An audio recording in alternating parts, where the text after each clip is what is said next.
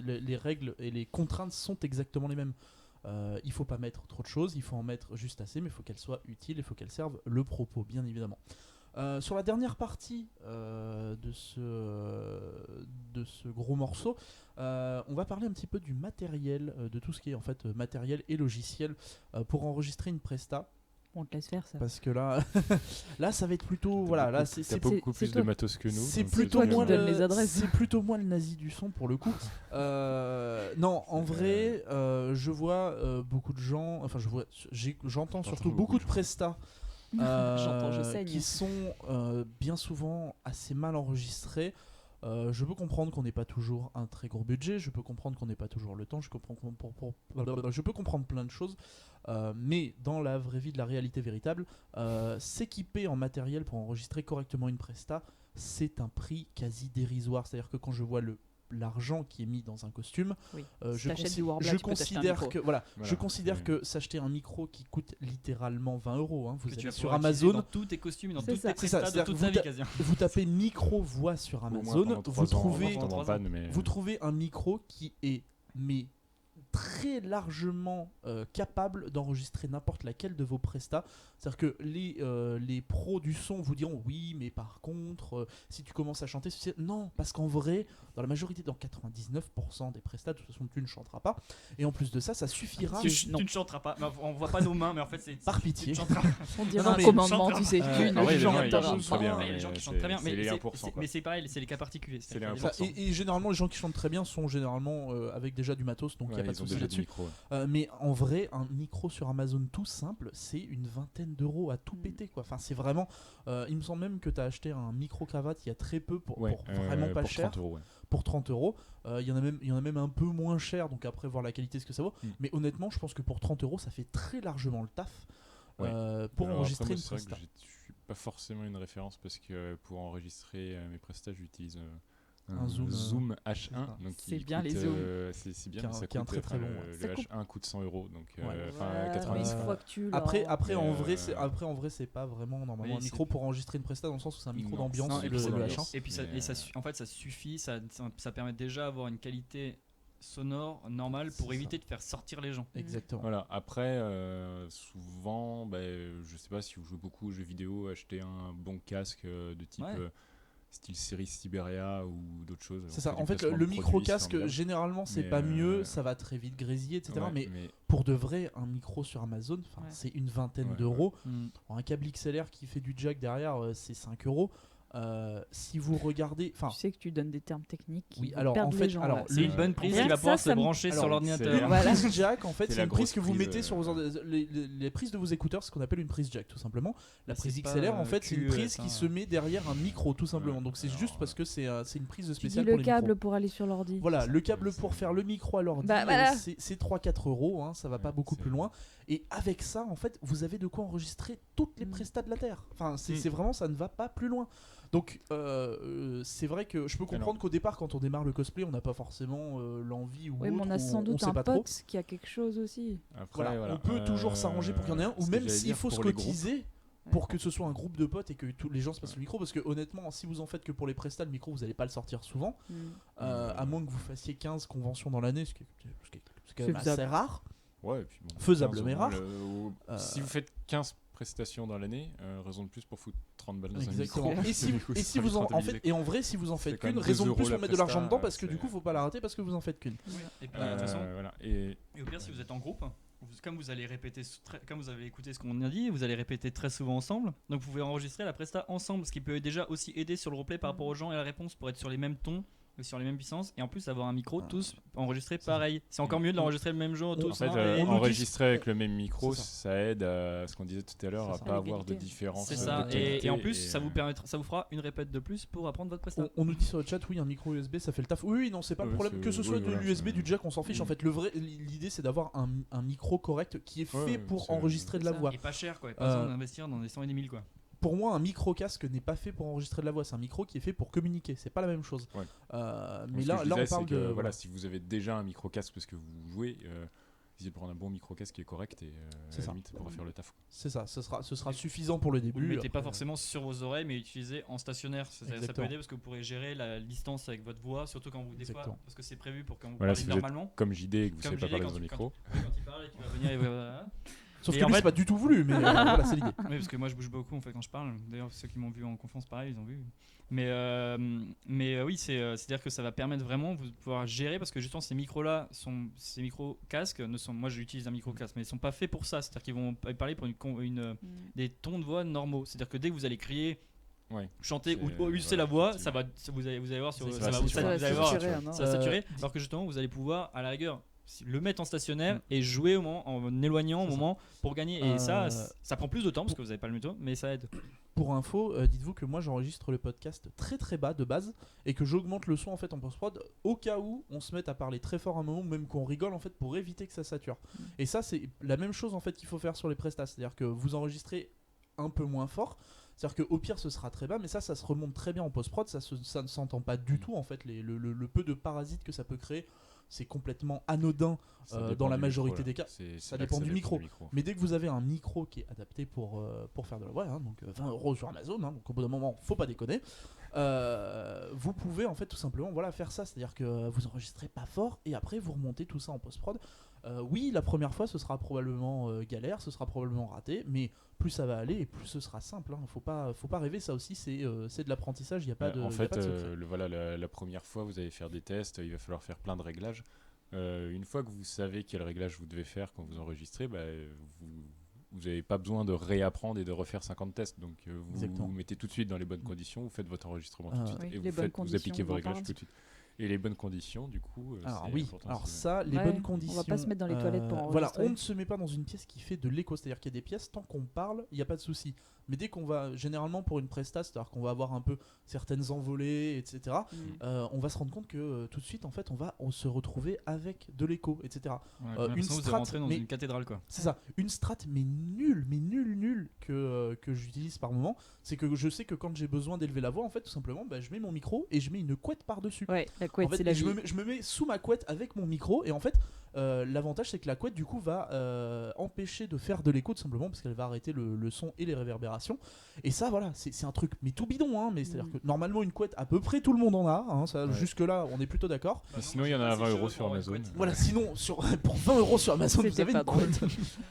Non, mais voilà, mais ça c'est une. Tu peux faire des couettes avec ta. Ouais, je peux faire des couettes avec ta. Ça c'est vraiment une strat toute bidon, mais qui peut vous empêcher d'avoir un vieil écho tout dégueulasse sur votre voix, et ça c'est bonheur. Puis c'est bien pour les voisins aussi. Quand tu te mets à crier et que t'es sous ta couette, c'est pas mal. Ça, en effet, parce que je me suis vu enregistrer une presta, je sais plus, il y a 1 ou 2 ans de ça. Il était 1 ou 2 heures du matin et j'ai dû m'arrêter en fait parce que j'entendais les gens qui tapaient au mur, qui étaient en mode putain mais ta gueule. Vous pouvez arrêter de taper au mur parce que vous faites un parasite dans ma bande son. Je rigole, mais la dernière fois que j'ai dû enregistrer ma bande son, donc c'était pour la finale de l'ECG, c'était en plein milieu d'un match Portugal je sais pas quoi, et ma logeuse est portugaise, donc ça hurlait dans la maison, donc je devais arrêter régulièrement l'enregistrement parce qu'à chaque fois j'avais. Moi j'ai enregistré beaucoup de prestats comiques et avec des longs dialogues et des trucs comme ça, et j'ai enregistré chez une amie qui avait un chat et au moment et on avait une amie qui écrivait des phrases mais pas possible. Alors au moment où on arrivait à la prononcer nickel, t'entendais un petit et on fait c'est bien, on l'a enregistré, puis on passe le truc puis t'entends un petit. Connard de chat. Donc n'hésitez pas à mettre un chat dans une couette aussi. Exactement. Dans une autre couette. Dans une autre couette, mettez un chat. Mettez choix dans une autre couette. Une autre couette, une autre pièce. Dans une autre pièce. Pour aller avec l'histoire de j'enregistre pas fort et je remonte après, il y a une option. Alors, je vais parler d'Audacity parce que c'est principalement le logiciel que j'utilise parce que c'est assez répandu et que c'est plutôt simple d'utilisation. Il y a un effet qui s'appelle le compresseur. De toute façon, dans les notes de l'émission, je vous mettrai les réglages que j'utilise pour cet effet-là, qui sont des réglages de voix assez classiques mais qui marchent plutôt bien. En gros, l'effet compresseur, à quoi ça va servir? Exemple typique de Faga quand on monte. À quoi ça va servir le compresseur? En fait, ça va réduire tout simplement les différences entre le moment où vous parlez fort et les moments où vous parlez moins fort. Donc ça va donner une certaine harmonie, une certaine linéarité dans votre voix. Et il faut pas oublier que ça, à moins que ce soit voulu comme d'habitude, vaut mieux que ce soit à peu près harmonieux. C'est-à-dire que si vous avez quelqu'un qui parle pas très très fort et puis quelqu'un qui va parler beaucoup plus fort, Si vous pouvez un petit peu réduire la hauteur entre ça, en fait, ce sera tout de suite beaucoup plus agréable à écouter. Donc voilà, ça je mettrai ça très rapidement dans l'émission, mais ça fait partie aussi des petits effets qui sont à connaître pour tout simplement améliorer la qualité sonore. Parce que ça va jouer sur la cohérence de haut, c'est pareil, si quelqu'un a Exactement. tendance à parler très fort dans une presta, vaut mieux l'enregistrer plus doucement et quelqu'un de faire gaffe à comment on l'enregistre. Parce que pour que ça soit cohérent, c'est-à-dire si c'est 3 personnes qui doivent être dans la même pièce, on a l'impression que c'est dans la même pièce, c'est pareil, pas qu'il y en a un qui a l'impression qu'il crie, puis l'autre on n'entend pas, et ça ça joue quoi. D'où l'intérêt aussi dans la mesure du possible, d'enregistrer non seulement toutes les voix sur à peu près le même micro, mais ça c'est pas forcément toujours simple, mais en plus de ça d'enregistrer toutes vos voix à vous au même moment, parce que je veux dire, il suffit que le setup soit, il suffit que votre matériel soit réglé un petit peu différemment, il suffit que vous ayez pas, je sais pas, vous étiez un peu malade un moment et vous l'êtes plus, ou inversement, ou juste vous êtes plus en forme ou moins en forme, et vous en êtes fait le matin, vous êtes le soir, vous regardez, vous écouterez votre voix le matin, forcément elle n'est pas forcément la même voix que vous avez le soir. Exactement. Au début de ce podcast et à la fin de ce podcast. Et à la fin de ce podcast, on n'a pas tous la même voix, ça pose problème quoi, parce qu'on a bu un peu trop, mais c'est pas un problème. Mais voilà, donc en fait, ça aussi, ça fait partie de la cohérence et c'est important. C'est-à-dire que voilà, si vous voulez réenregistrer certains morceaux de prestations, etc., bah dites-vous qu'il y a des chances que vous deviez réenregistrer toute la presta, malheureusement. Et le même perso, la même voix, parce que j'ai déjà eu des gens qui sont où en fait le perso à travers la presta n'a plus la même voix parce que ils ont dû faire un changement, la personne n'était plus à mon micro, je sais pas, c'est ça. Il faut que l'autre personne enregistre tout et ils ont dit là c'est juste de la flemme. Je dis non, faut qu'il enregistre tout parce que là ça crée aussi un manque de cohérence totale qui va se faire sortir directement les gens parce que d'un coup la voix il parle une voix un peu comme ça puis d'un coup oui alors voilà qu'est-ce qui s'est passé, le perso c'est le même voix, il vient juste de passer, en plus il dit juste bonjour comment ça va, ça fait bonjour comment ça va, mais ça va pas du tout quoi. Ça faisait directement ça, on fait mais là vous avez pas trouvé qu'il y avait un truc qui vous choquait non? Et c'est marrant, j'ai cet exemple, c'est que cette année j'ai comment ça s'appelle donc 3 amis non je ne rôde pas, j'ai eu le ok, j'ai une érection. J'ai 3 amis qui m'ont demandé de leur monter leur presta et il s'est avéré que sur toutes leurs phrases en fait il en manquait une seule qui devait être réenregistrée et qu'on a enregistré du coup avec mon matériel et plus le leur, et en fait ça s'entend tout de suite. C'est-à-dire que elles avaient un micro qui était correct, voire passable, donc ça allait, mais du coup en fait vu que le matériel que j'avais moi était pas du tout réglé pareil, etc., que les conditions n'est pas du tout les mêmes, en fait d'un segment à l'autre on entend une différence mais qui est claire comme, enfin c'est impossible de la louper. Et du coup en fait ça tue tout le truc parce qu'on se retrouve dans le dilemme de se dire bah on va essayer d'arranger la voix comme on peut, mais en vrai ça va toujours s'entendre et c'est tout pourri. Parce que c'est derrière, c'est-à-dire que tu peux et puis pareil faire le même, c'est-à-dire que si vous avez changé une voix, faut refaire tout le traitement, faut reprendre, n'hésitez pas à enregistrer séparément vos voix et ne travaillez jamais sur la voix de base. Parce que sinon, si vous avez enregistré d'un coup, vous avez perdu le truc de base. T'es deg. Vous êtes deg parce que là, vous pouvez plus. Faut refaire exactement le même traitement sur les voix. Vaut mieux faire un traitement sur toutes les voix ou séparément. Mais après, il y a des traitements. Si le traitement doit être le même sur toutes les voix, faites-le séparément. Et toujours quand vous traitez une voix, gardez la voix d'origine et la traitez après. Jamais traiter la voix et écraser le truc. Bon, c'est comme classique quand on travaille. On travaille jamais sur le master. C'est-à-dire que vous avez le pièce, le fichier original, les données originales. Quand vous traitez, travaillez sur une copie. Vous travaillez sur une copie pour être sûr, pour pas écraser le truc. Et là, vous êtes mort parce que vous pouvez plus retourner en arrière.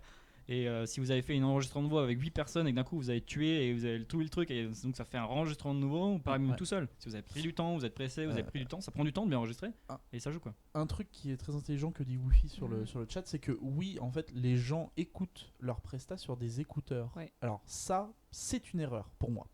Tu n'écoutes pas ta presta sur des écouteurs parce que les écouteurs, c'est quoi ? C'est les conditions optimales pour écouter quelque chose. Quand tu arrives sur une scène de convention, etc., t'as une chance sur 2 déjà pour qu'il y ait du bruit à côté, et en plus de ça t'as une autre chance sur 2 pour que le setup sonore en fait soit tout simplement pas adapté à ça. Il faut savoir que généralement les scènes qui sont pas faites pour des concerts, en fait c'est des scènes qui retransmettent pas forcément très bien la musique, etc., ou en tout cas il faut savoir ce qu'on fait quand on va travailler pour ces scènes là. Donc autant vous dire que tous les micro défauts, que ce soit dans votre voix, que ce soit dans le montage, etc., tout ça va être amplifié plein de fois une fois que c'est sur scène. C'est-à-dire que si vous avez des tout petits grésillements, vous pouvez être sûr que les gens qui seront devant la scène et qui vont entendre ces grésillements, ça va être très très désagréable pour eux. C'est ça, c'est-à-dire que la sono de sur place ne va jamais améliorer. Alors à la rigueur, et ça va être la même chose, ou ça va être pire, mais ça va jamais être mieux. Jamais. C'est-à-dire que ça va jamais améliorer. C'est comme une. C'est que t'as des enceintes pourries. Ou t'as des vrais enceintes. Mais je veux dire, quand t'as. Par rapport à un casque, ce sera jamais mieux. Non, mais par rapport à ce que quand tu vas discuter, quand tu vas parler de tous les erreurs que tu vas avoir sur ta presta, elles vont jamais disparaître parce que la sono est meilleure. Je dis non, au contraire, ça peut accentuer ces petits problèmes parce qu'elle est plus précise. Donc en fait, toi qui vas attendre ta sono, ça peut que être. Tu vas mieux les entendre parce que des fois, l'enceinte pourrie. Ça peut cacher les défauts, c'est parce que le son sera pourri parce qu'il y aura du bruit. Il y aura du bruit, mais c'est qui fait qu'on n'entendra plus ta presta. Donc. C'est ça. Mais un truc que j'ai remarqué typiquement, on va reparler vite fait de Japan Expo, mais cette année sur Japan Expo, j'ai eu la chance de présenter les sélections de l'ECG avec Ben.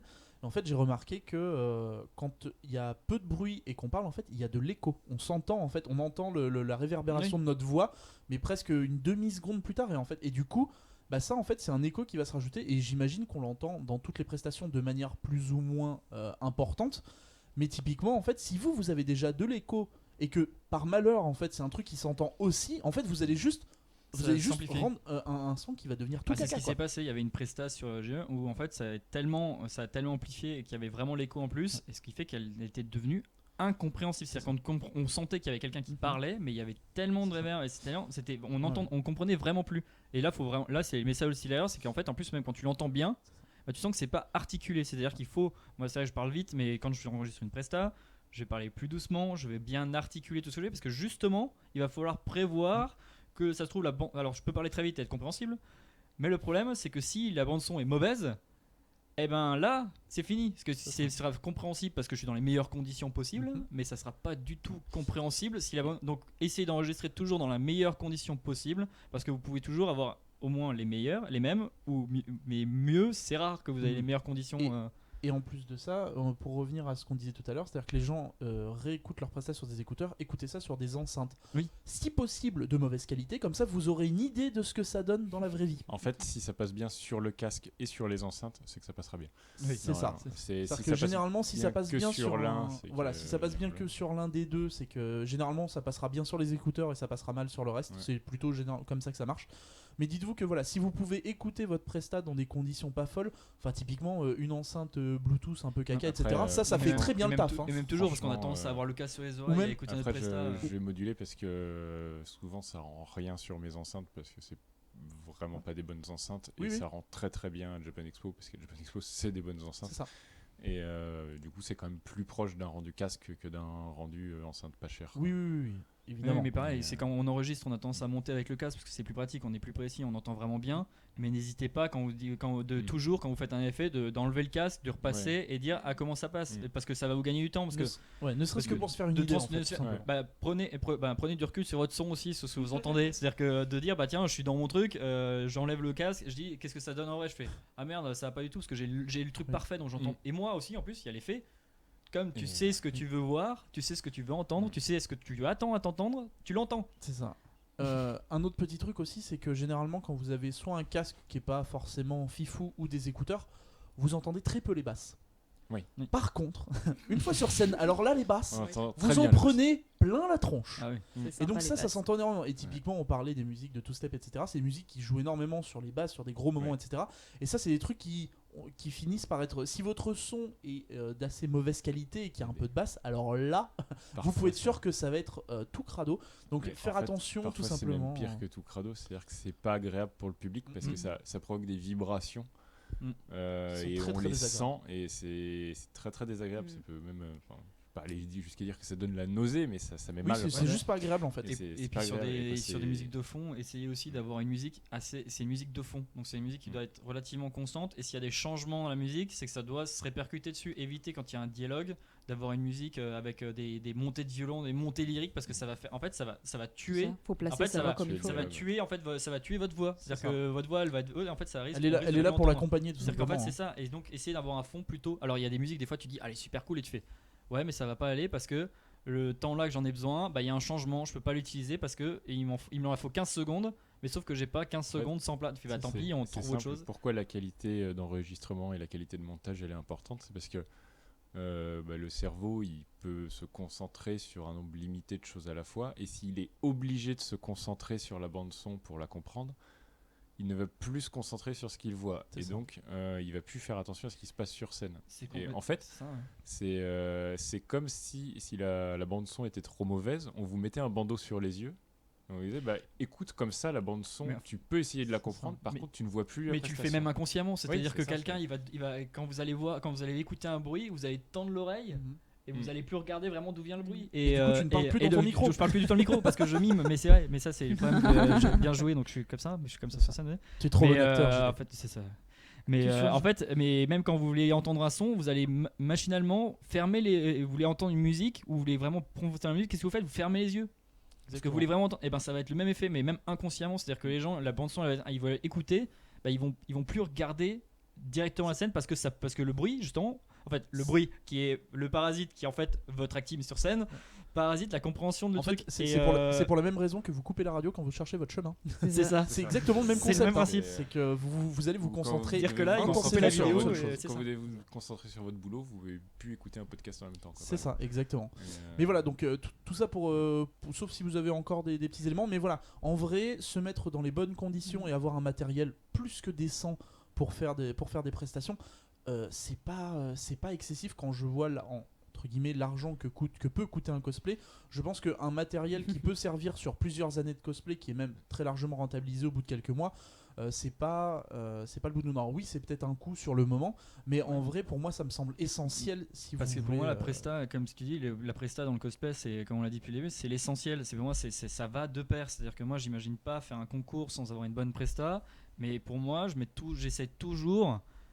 Quand j'ai vraiment la volonté, que c'est pas au dernier moment comme des fois ça arrive, mais j'essaie toujours quand j'ai le temps, c'est d'essayer de mettre un maximum d'attention dans la presta, mais autant et d'investissement personnel en temps et en réflexion et en recherche du concept que je mets dans le costume. C'est-à-dire que c'est le même truc, c'est-à-dire un outil, tu dirais à quelqu'un, un micro 20 € c'est peut-être cher, je fais ouais mais tu viens de t'acheter une scie sauteuse ou un truc comme ça ou un décameur thermique ou un Dremel, une plaque de Warbla, elle va te servir c'est un outil comme un autre en fait. Parce que le Dremel, l'avantage c'est que contrairement à la plaque de Warbla, elle va pas te servir pour tous tes costumes, mais dans l'investissement de matériel tu dis t'es prêt à investir dans du matériel que tu vas utiliser tout le temps plus que ça. Et j'ai dit mais c'est les prestats, pour moi c'est aussi important. Quand moi je fais n'importe quel concours, même si c'est pas le CG, si je fais un concours où j'ai pas été prévenu à la dernière minute qu'il fallait faire un truc sur scène, et ou que je dépanne quelqu'un, je prends autant de temps. C'est-à-dire que je n'imagine pas aller en concours sans avoir ma presta. C'est-à-dire que même costume, je sais ce costume-là, tant pis, je veux le faire, je le fais, j'ai le temps, mais j'irai pas j'irai pas en concours parce que j'ai pas ma presta qui va avec. Il y a souvent, même des fois, c'est con, mais moi le Samus, je savais ce personnage, cette presta-là, je l'avais avant d'avoir spawn même, de faire pour les pré-sections. Je savais déjà que si je faisais ce que je me dis, ça c'est un bon costume de finale. Je dis mais un jour si je vais à la finale je le ferai, et j'avais même pas pensé encore participer aux pré-sections l'année là.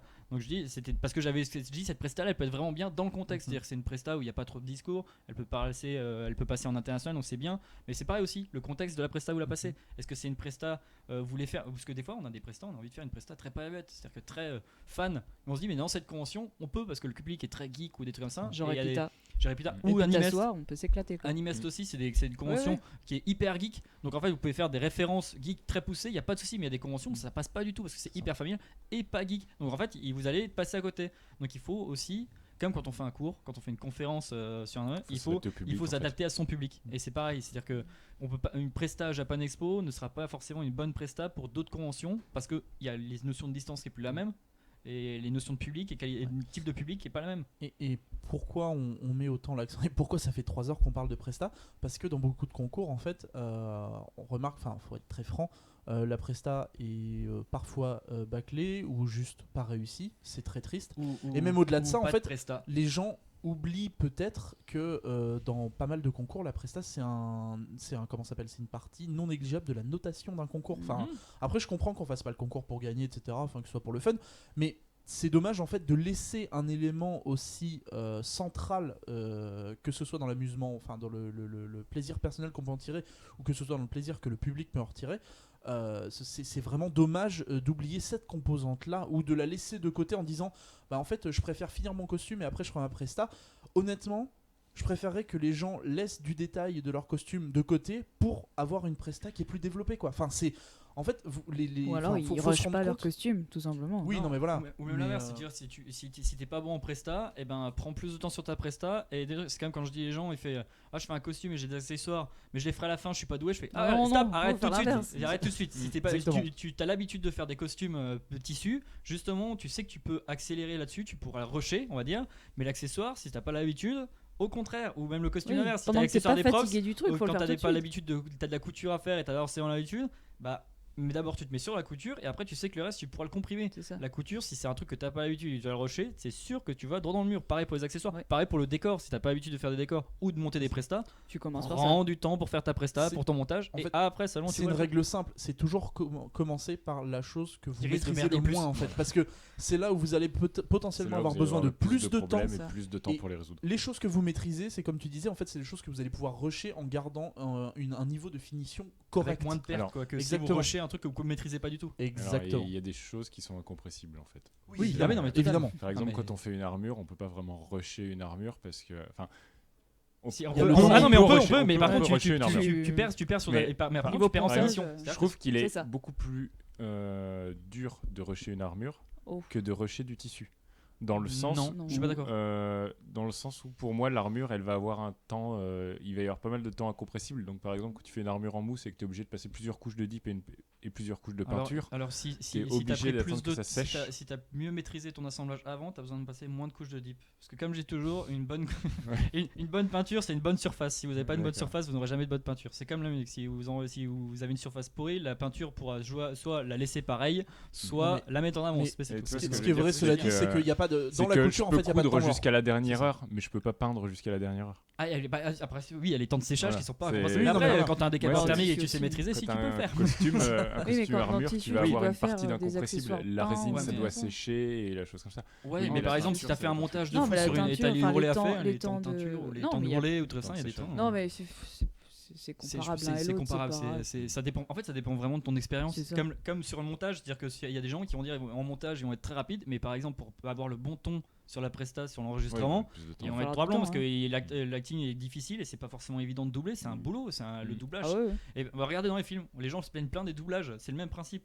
Il y a des gens qui se plaignent sans arrêt des doublages et nous font des prestas où ils ont pas travaillé dessus. Je fais bah oui, mais c'est le même principe. C'est l'hôpital qui se fout de la charité. C'est dire vous plaignez du doublage, mais vous travaillez, vous en foutez de votre doublage. Vous pouvez pas râler après. C'est-à-dire que c'est un boulot. Alors, que sur le chat, ça s'insurge. Le fait que tu aies parlé de sécher la peinture au décapeur thermique ou la sous-couche au décapeur thermique. Alors là, t'as déclenché une émeute. Les gens t'attendent dehors avec des bûchers. Là, clairement, c'est la fin. Ah quoi? Mais si, ça se passe très bien. Les gens qui crient, ils ont des fourches et tout.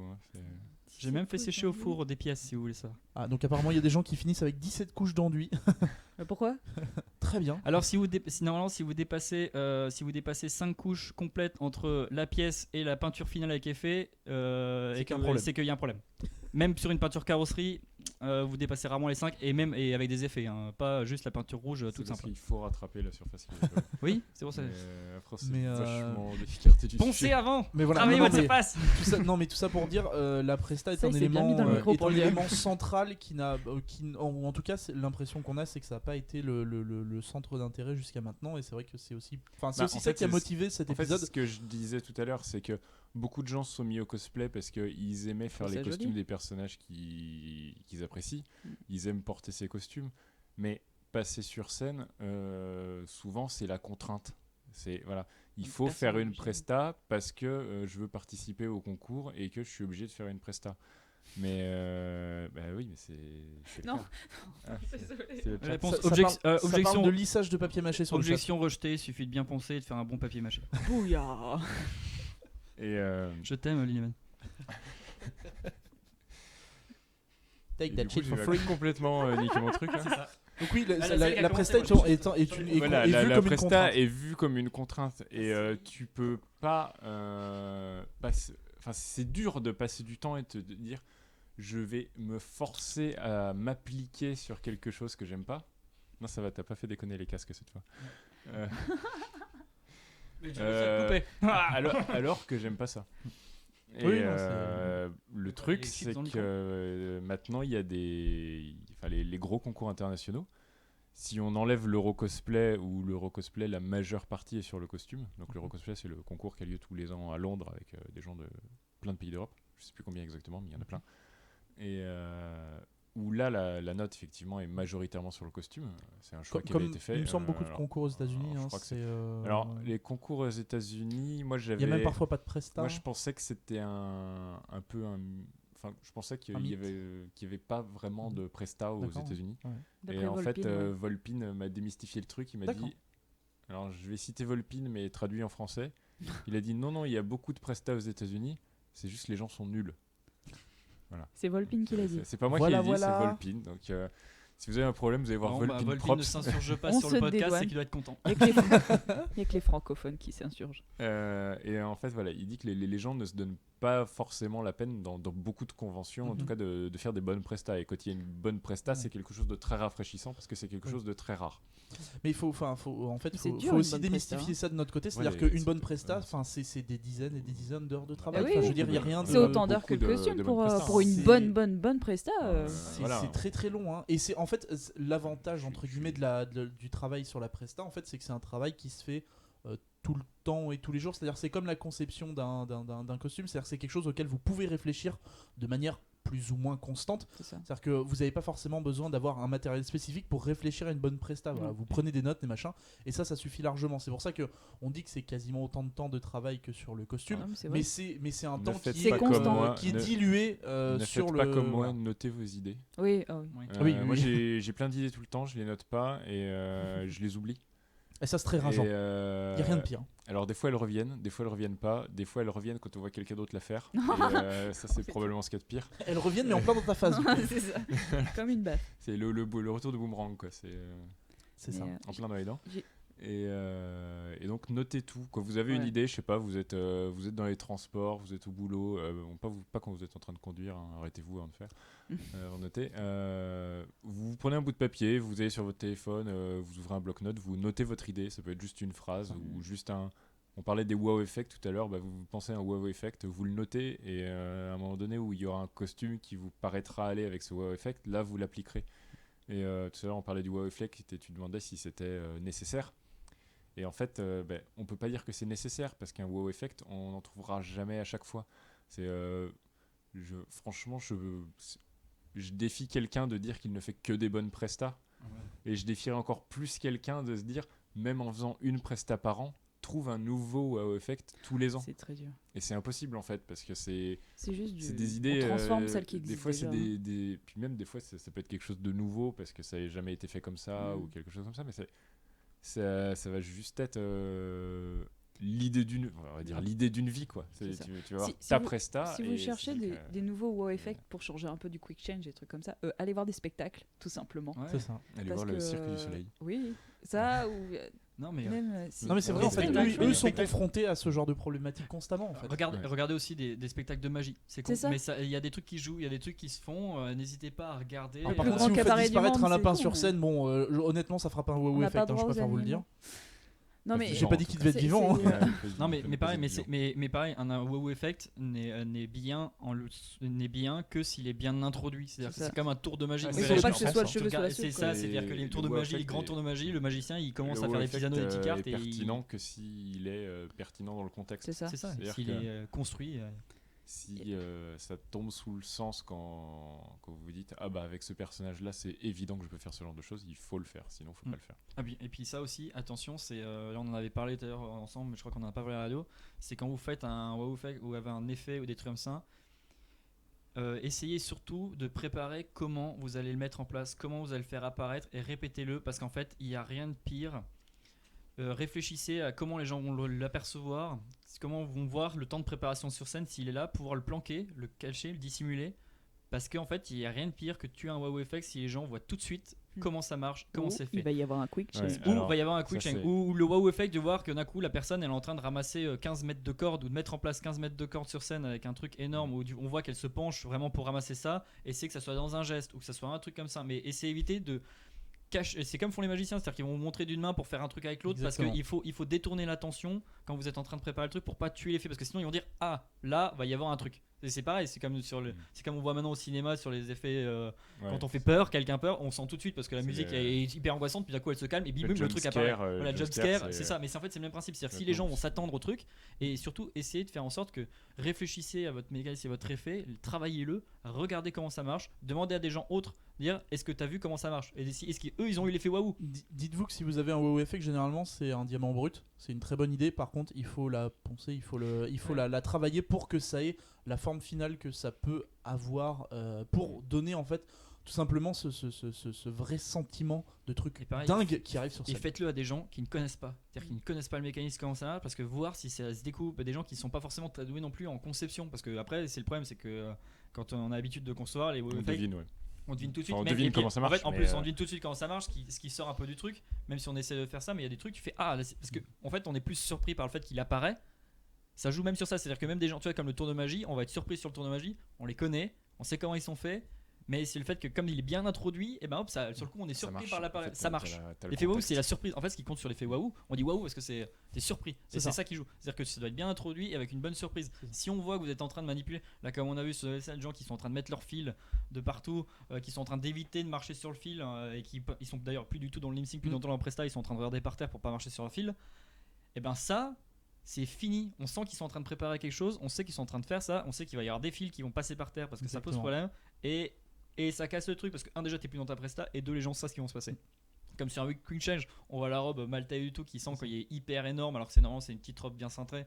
On dit ok, il y a un placard qui fait 15 mètres carrés sur la scène, alors qu'il n'y a pas de décor dessus, c'est un truc noir, tu fais bon, il y a de grandes chances qu'il va y avoir quelque chose. Il y a des trucs des fois où il faut savoir faire travailler son effet, c'est-à-dire pour pas que les gens en fait, parce qu'en plus quand ils vont réfléchir à ça, ils vont plus réfléchir du tout, ils vont plus suivre ton truc, c'est-à-dire qu'ils vont être dans et l'effet waouh c'est ça aussi, c'est qu'il faut vraiment surprendre les gens et que sur le moment ils disent comment ça s'est passé, même si après 2 secondes après ils disent oui mais c'est ça voilà. Et ça faut faire gaffe, c'est que le wow effect il faut bien le mettre à la fin parce que justement les gens s'ils sont super surpris ils vont réfléchir comment ça marche, donc ils ne vont plus du tout écouter ce que tu dis même s'ils sont surpris, ils vont être déjà dans le truc à réfléchir comment ça passe. Pour conclure là-dessus, il y a une phrase que j'apprécie beaucoup qui est que pour moi on commence réellement à s'améliorer en presta à partir du moment où on arrête de les regarder et on commence à les analyser. Ça c'est pour moi c'est un cap où au final c'est ça comme voilà, c'est comme pour tout en fait, que ce soit dans des films, que ce soit de la musique, etc. À partir du moment où on commence à réfléchir aux mécaniques qui vont derrière, c'est à ce moment-là qu'on commence à classer les bonnes idées, à classer les mauvaises idées, à se dire putain en fait ce truc là voilà ça marche bien parce que telle et telle chose, enfin voilà, c'est tous ces petits trucs là, mais pour moi voilà, c'est on s'améliore réellement à partir du moment où on commence à analyser ces prestats là.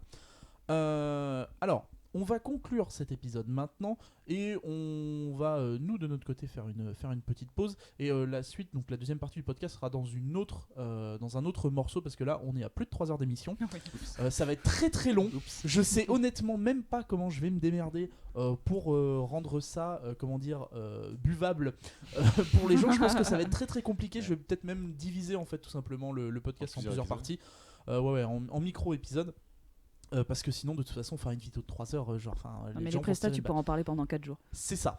En fait, du coup c'est pour ça qu'il y a une chaîne YouTube. En fait, c'est ta faute, c'est ton programme qui est trop dense. Exactement. Non, mais oui, j'ai voulu au départ je me suis dit on va faire 2 heures, ça va être pas mal. Non mais t'as invité JD. Elle a fait une chaîne YouTube sur les prestats. Oui. De base c'est ça. Je savais, non mais de toute façon je savais que j'étais foutu. J'ai fait que 3 chapitres. Et il en reste masse. En tout cas, pour terminer cet épisode, je tiens à vous remercier tous les 3 d'avoir accepté mon invitation. Ça m'a fait très plaisir de vous avoir avec moi. Je vous laisse dire un dernier petit mot et donner vos différents réseaux sociaux, etc. En commençant par Milou. Oui, je peux parler. Non, la parole. Non mais JD il parle tout le temps. En bref. Dire ta gueule, j'apprécie. Voilà, c'est bon, son micro est coupé, c'est bon, on peut y aller. Pour une fois qu'il a la bouche à côté. Moi je voudrais juste rajouter un petit dernier truc. Là aujourd'hui j'étais avec une copine qui me disait oui ok, tout ce que tu dis, toutes les petites tips, je les ai. Je sais qu'il faut pas faire ça, qu'il faut faire ça, etc. Mais je trouve pas l'idée. Et quoi que j'écrive, ça a l'air plat. Et je dis, il faut jamais se décourager. Une bonne presta à écrire, ça peut te prendre 1 an, même plus. Mais il faut pas la brusquer, il faut la laisser venir. Et c'est ce qu'il faut faire. Il faut jamais brusquer une presta. C'est C'est comme un costume. Si tu le rushes, ce sera pas beau. C'est ça. Donc, et n'hésitez pas non plus à faire des recherches, à regarder ce qui se fait déjà. Enfin, je veux dire, non, c'est des fois ça tient. Il faut laisser l'amour de la presta opérer. Sincèrement, ça a l'air con, mais tu fais ça parce que tu aimes ce que tu es en train de faire. Si tu forces, ça marchera jamais. Et j'ai beau parler des prestats tout le temps, faire une chaîne YouTube sur Cosplay Skit, si vous voulez aller voir, ou sur ma page chibizemilocosplay.com. Et ben, vous pouvez, je vous donnerai toujours des conseils. Facebook, c'est pas du tout .com en fait. Mais c'est vrai, c'est vrai. Ils vont vraiment chercher .com, ils vont se viander. Non, j'ai pas de nom de domaine. Non, vous en faites pas, dans les notes de l'émission, il y aura tous les bons liens. Non, mais en vrai, j'ai pas mal de gens qui viennent me voir pour des conseils et même montrez-moi vos prestats, je vous dirai des choses que vous pouvez améliorer. Mais surtout, quand vous essayez de trouver une idée de presta, d'accord, notez les petits trucs, pas tourner le dos, musicalité, etc., etc. Mais l'idée, ça viendra, vous inquiétez pas. Même moi, j'ai mal parfois, donc faut laisser faire. Voilà. Eren Dream. Alors, moi je vais repartir sur ta phrase qui était qu'effectivement on s'améliore au moment où on arrête de les regarder, au moment où on commence à les analyser. Et donc j'invitais les gens à se renseigner sur comment sont faits les films, comment sont faits les storyboards dans les films, comment sont faits les pièces de théâtre et comment sont faits tout ce genre de choses. Et en fait, personnellement, moi je travaille pas du tout dans le milieu du cinéma, je travaille pas du tout dans le milieu des accessoires ni rien, donc j'ai aucun lien proche avec le milieu de l'art à la base, quoi. Et par contre, j'aime beaucoup analyser les films parce que j'aime beaucoup regarder les films et comprendre comment ils sont faits, comprendre pourquoi le réalisateur a tourné ça comme ça. Et en lisant un peu là-dessus, on apprend plein de choses en fait. On apprend plein de choses sur comment faire une bonne presta, on apprend plein de choses sur comment faire des bonnes photos aussi, parce que tout ça c'est de l'image au final. Et c'est comme ça qu'on peut s'améliorer. Donc n'hésitez pas à regarder dans les bouquins sur la mise en scène et vous trouverez tout plein d'idées pour faire des bonnes prestas en fait. Il y a aussi plein de, si vous cherchez des trucs autour des films, etc. Il y a beaucoup de chaînes YouTube aussi qui parlent des films, de la réalisation, etc. qui sont très très intéressantes. Enfin, il y a beaucoup de gens qui vulgarisent aussi toute cette, toute cette science. D'autres podcasts très intéressants. Exactement. Sur les films. Tout à fait. Et ça, donc faut pas hésiter non plus. C'est une source de connaissances non négligeable. Exactement. Arlequin. Bah oui, on a dit là. Je pense et on a, pour le dernier, parle dans le micro. Oui, alors j'ai parlé dans le micro, j'essaie bien. Alors on a pas mal décidé et c'est vrai qu'on a dit beaucoup de choses à faire, beaucoup de choses à savoir, mais il faut dire que faire une presta sur scène, c'est-à-dire qu'en Ange, c'est l'ensemble d'une quantité astronomique de travail différent. Regardez, et c'est d'ailleurs il y a autant de boulot dessus que sur de nombre de personnes à faire travailler si tu sépares tous les plats que sur un film. Regardez la liste de films des crédits qui arrivent. Regardez ça, bah en fait vous êtes tout seul dessus. Pour pas vous foutre la flip, regardez un court-métrage. Regardez un court-métrage, on va dire oui, regardez un court-métrage. Il y a quand même 30 personnes. Je veux dire, regardez, il y a les prises de son, sur la prestation on part de zéro, vous avez le décor à faire, vous avez la scénographie à faire, la mise en scène, vous avez les chorégraphies si vous êtes ça, vous avez la lumière à réfléchir si d'un coup vous avez un effet de lumière, mise en place, l'acting, la prise de son, mais la prise de son, le montage son, tout ça, l'interaction entre les deux, c'est-à-dire le boulot de réalisateur en plus à la fin, en plus de vraiment les tâches, tout ça, c'est à vous de le faire. C'est-à-dire qu'on pense souvent sur les costumes parce qu'on connaît costumier tout ça, mais toute ces techniques-là, c'est à faire aussi. Donc en fait, il y a autant voire plus de personnes derrière quand vous faites une presta. Vous faites le boulot de plus de personnes que ce que vous faites sur un costume des fois. C'est-à-dire que sur un costume, des fois, il y a le costumier, il y a une équipe, mais au final, il y a moins de monde au final que quand vous regardez en personne technique. Alors les gens, c'est vrai que dans le cosplay, on voit toujours les specs costumes parce qu'on voit beaucoup de photos, ça. Mais on reste dans le play, et le play, la presta, quand vous êtes sur un concours, en vrai, ou vous passez sur scène, et ben c'est du boulot. Ça demande beaucoup de boulot parce que c'est du travail. C'est-à-dire que c'est du travail d'une trentaine de personnes. C'est-à-dire que dites-vous que toutes les heures de couture que vous avez galéré pour apprendre les points de base, etc. En fait, tout ça, en fait, vous allez vous retrouver à faire exactement le même chemin. Et sur chaque truc, on vous dit sur le montage, c'est-à-dire sur le montage, il y a des heures et des heures à apprendre. Sur la prise de son, il y a des heures et des heures. Faut pas avoir peur non plus de faire des prestations. Non, mais faut pas. Non, mais effectivement. Foutre la flip aux gens.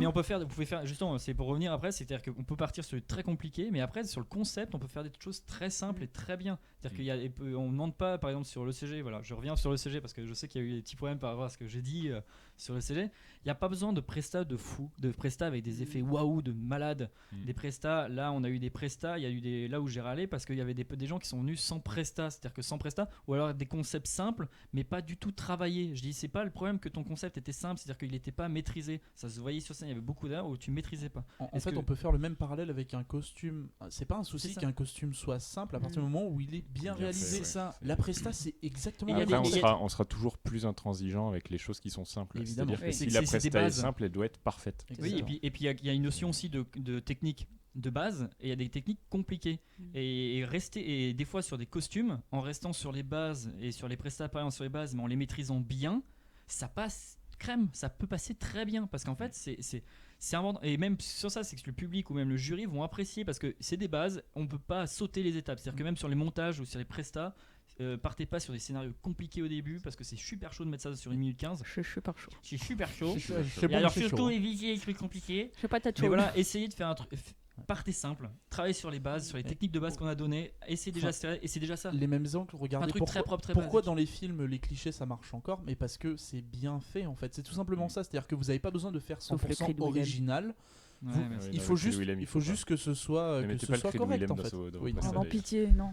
Je vous enlève 10 points si vous mettez Creed Willem dans vos prestats sérieux. Mais ouais, c'est comme je dis, voilà, sur le CG pour l'instant, je dis, les gens disent toujours sur le CG en ce moment sur les sélections françaises, parce qu'on en parle beaucoup souvent, il y a un énorme, il y a beaucoup de choses à dire, mais en fait, en presta, il y a une marge de manœuvre largement, c'est pour l'instant, les prestats, la plupart des gens sélectionnés, c'est des gens qui ont un concept et qui est peut-être simple, mais qui est plutôt maîtrisé, c'est-à-dire qu'on voit la maîtrise. Et c'est juste ça qu'on c'est juste simple et maîtrisé, ça suffit de passer l'émotion aux gens, il n'y a pas besoin de faire compliqué, même au cinéma. Vous regardez, vous tapez monomythe sur internet et vous allez voir le nombre de trucs qui sont basés sur une histoire, concept tout simple. C'est tellement simple qu'en fait tout est dérivé de là au final quasiment si on écoute toutes les histoires. Donc voilà, n'hésitez pas. Mais voilà, donc une bonne conclusion à cette émission-là. Je vous remercie encore une fois tous les trois. Donc on peut vous retrouver, donc toi Milou, c'est Chibiz et Milou Cosplay, si je ne m'amuse.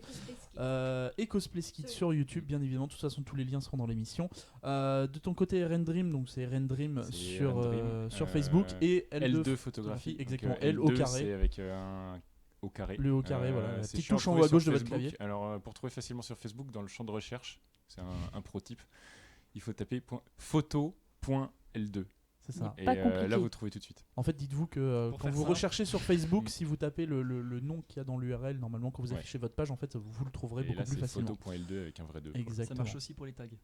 Exactement, ça marche aussi pour les tags. On donnera des tips de Facebook pour que ça marche mieux parce que c'est galère. Et donc, de ton côté, Harlequin. Alors, moi, on peut me trouver sur ma page Facebook Harlequin Workshop. C'est ça. Et sur mon profil pro Harlequin Proxmaker. Voilà. Exactement.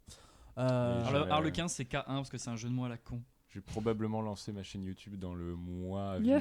Et ce sera pas sur les prestats parce que le créneau est déjà pris. Mais ce sera sur un truc un peu proche en fait. Donc je spoil pas, je tease. C'est ça. Mais ce sera proche des prestats, ce sera en lien avec le cosplay, mais ce sera pas les prestats. Qu'est-ce qu'il faut mettre dans les prestats pour me faire plaisir? Non, elle parle ils évoquent le cri de Willem. Non, c'est la dernière. Oui, non, mais je pense que c'est c'est ça, en réponse de au ça que fait ça parle. que t'as dit qu'il fallait pas mettre le cri de Willem, donc qu'est-ce qu'il faut mettre à la place? Exactement. Sur ce, on vous souhaite une très bonne soirée. Et normalement le prochain épisode sera en septembre. Et je peux d'ores et déjà vous donner le programme. On parlera de photographie de cosplay. Voilà, et donc je vous donnerai la liste des invités sous peu, mais j'ai réussi à mettre le grappin sur des gens assez intéressants. Pas aussi intéressants que vous trois, bien évidemment, mais je changerai évidemment de discours dans un mois, mais ça c'est autre chose. Tu dis pas ça à la fin de chaque émission. Mais non, c'est pas mon genre. C'est comme les recettes pompettes. Tu l'as pas dit la dernière. Meilleur invité. En tout cas, créer des conflits. Tu l'as pas dit dans la dernière. J'espère que vous avez passé un ou des bons épisodes parce que je vais être obligé de le découper. Ça va être l'enfer. On est à 3h30 d'enregistrement. Ça va être. C'est pas grave, c'est que du. T'as qu'à couper JD. Du coup, on sera à 39 minutes d'enregistrement. De toute façon, on l'entendra pas, donc coupe. Exactement. Et sur ce, on vous souhaite une bonne fin de journée, une bonne fin de soirée et à la prochaine. Salut tout le monde. Au revoir.